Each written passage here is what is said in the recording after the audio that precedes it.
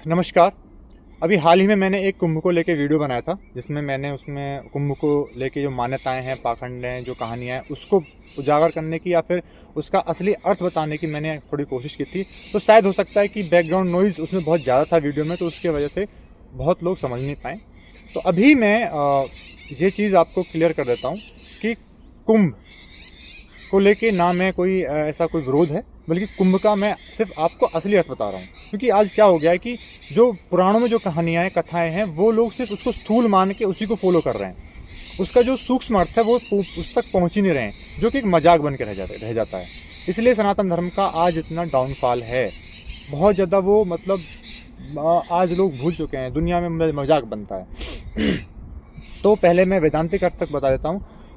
कुछ पुराणों में उसका उल्लेख आता है, जैसे वायु पुराण, स्कंद पुराण, अग्नि पुराण और भगवत पुराण। भगवत पुराण की जो कहानी है वो थोड़ी ज़्यादा प्रचलित है, तो उसको मैं थोड़ा सा वेदांतिक अर्थ की तरह से बताता हूँ कि जो उसमें जो अमृत है वो है सत्य का प्रतीक है। मंथन मतलब अपने मन का मंथन करना, आत्मावलोकन करना। और जो देवता और दानव हैं वो हमारे अहंकार के दो सिरे हैं, एक आत्मामुखी है और एक प्रकृतिमुखी। तो ये इसका सिर्फ अर्थ है। और जो उसका पूरा जो कहानी का सार है वो ये है कि आपको अमृत तक पहुंचने के लिए आपको मंथन करना होगा, आपको आत्मावलोकन करने पड़ेंगे। और पहले निकलता है उसमें से जहर। वो जहर जो ग्रहण करते हैं वो करते हैं महादेव। और वो जहर का मतलब क्या है? वो जहर ही है हमारी मान्यताएं, हमारे ढर्रे, जिस ढर्रों पे हम चलते आ रहे हैं, जिन मान्यताओं पे हम चलते आ रहे हैं, जो अंदर से अहम वृत्ति है, जो वृत्तियाँ बहुत सारी हैं, वो चीज़ हमें फिर रोकती हैं। वो बाहर निकलते हैं तो वो एक विरुद्ध खड़ा होता है अमृत तक पहुंचने के लिए। तो उन चीज़ को कौन ग्रहण करेगा? तो वो उसके लिए महादेव चाहिए। महादेव मतलब कोई ऐसा व्यक्ति, कोई ऐसा गुरु जो हमारे जीवन में जो श्रेष्ठ है, जो खुद मुक्त है। एक संत, वो संत भी हो सकते हैं, तो वो चाहिए। वो खुद मुक्त चाहिए, जिन पे इन चीज़ों को फर्क ना पड़े, जो इन सबसे परे हैं। तो ऐसा व्यक्ति चाहिएगा। उसको हम गुरु की परिभाषा हम दे सकते हैं। तो गुरु बिल्कुल चाहिए जो उस जहर को ग्रहण कर सके और फिर हमें निरंतर अमृत की तरफ जाने का जो रास्ता है वो बता सकें। इसका कुल मतलब सिर्फ इतना ही है। वेदांतिक अर्थ यही समझाने की कोशिश करते हैं, ऋषि मुनियों ने यही समझाने की कोशिश की है कि आप सिर्फ मंथन कीजिए, आत्म मंथन कीजिए, तभी अमृत निकलता है, तभी आप आत्मा तक पहुंचते हैं, तभी सत्ता तक पहुंचते हैं। लेकिन इसको अगर सिर्फ कहानी की तरह लोगों की, एक सांप था, बहुत बड़ा नाग था वो एक समुंदर में, और उसको बिल्कुल ही मतलब ऐसे कस के जा रहा है, तो वो कहानी एक, वो कुछ नहीं है, उस कहानी में कुछ रखा नहीं है। अगर आप सिर्फ उसको कहानी की तरह लोगे, सीधी सी बात है। तो अभी मैं इससे कबीर जी के दो हैं वो बता देता हूँ। जैसे कबीर जी कहते हैं ना कि मूंड मुंडाए क्या हुआ, जो मन मैल न जाई, बार बार के मूंडते भेड़ न वैकुंठ जाई। और इसी के ऊपर एक और है कि नहाए धोए क्या हुआ, जो मन मैल न जाई, मीन सदा जल में रहे, धोए बास न जाई। सीधा सा मतलब यही कहना चाह रहे हैं कि अगर आप इतना ऊपर आचरण करके, इतना मतलब शारीरिक कंट्रोल जैसे होता है ना, कि मैंने संयम बांध रखा है शरीर के ऊपर, मैं ये आचरण करता हूँ, मैं तिलक लगाता हूँ, मैं ये चीज़ें करता हूँ, वो एक तरीके से ऊपरी आपका एक आचरण है। उसे करने से आपके मन का मैल तो नहीं धुलेगा। आप मछली को कितना भी मतलब पानी में कितनी बार रहती है वो, लेकिन उसको मन का मैल जाता है नहीं है। तो नहाए धोने से अगर कुछ होता तो हो जाता। तो गंगा जी में अगर हम जाते हैं, पहली बात तो देखो, नदियों के लिए बहुत सम्मान रखो। ठीक है, आपको एक अगर प्रक्रिया करनी है तो छींटे मार सकते हैं, वहाँ पे जा सकते हैं, जाओ, लेकिन जिस अर्थ से जाते हैं। अभी देखा नहीं क्या हो रहा है। अब मुझे बताओ कौन से पुराण में ऐसा लिखा है कि आप पेट्रोल मुंह में लेके उसमें आग निकाल रहे हो और धूम धड़ाका कर रहे हो, ऐसी कंकालों की मालाएं पहन रखी हैं, ये बढ़ा रखा है, वो दाढ़ी इतनी बड़ी ज़्यादा, भभूत लपेट, कौन से पुराण में बता दो मुझे ऐसा लिखा हुआ है? कौन से, अगर ये पुराण में, चलो छोड़ो, पुराण अगर लिखा भी होगा तो उसका कुछ अर्थ होगा। कौन से उपनिषद में ऐसा बताया गया है कि आप ये मतलब पाखंड करिए, ये प्रपंच करिए? ये तो आप मतलब बिल्कुल ही इसका मतलब हमारे उपनिषदों का बेइज्जती होगी ना एक तरीके से। बहुत अपमान कर रहे हैं ना हम। ऊंची से ऊंची चीज़ जो बहुत ऊंची हो सकती है, जो समझ सकते हैं, हम उनको बहुत नीचे ला दिया है। अब बताइए इसमें कहाँ ऐसा है? और अभी मैंने सुनने में आया कि अभी वहाँ पे आचार्य प्रशांत बुक स्टॉल लगी हुई थी, उसको जला दिया। जो इंसान आपको असली मरहब तक पहुँचा रहा है, तो क्यों नहीं पहुँचना चाहते? हमने वहाँ पे स्टॉल में आग लगा दी। क्या ये सिखाता है हमें? क्या ऐसा सिखाता है हमें मतलब हिंदू धर्म? ठीक है, हिंदू होने की परिभाषा है कि आप वहाँ पे जाके लड़ाई हुड़दंग और पूरे किसी को स्टॉल जला दो, किताबें जला दो। क्या किताबें जलाना सिखाया है हमें? किताबें जो बहुत ऊंचा हमें ले जा सकती हैं, उसको जला दिया। तो देखो ये जो चीज़ है ना, ये नहीं है हिंदू धर्म, और ये कुंभ नहीं है।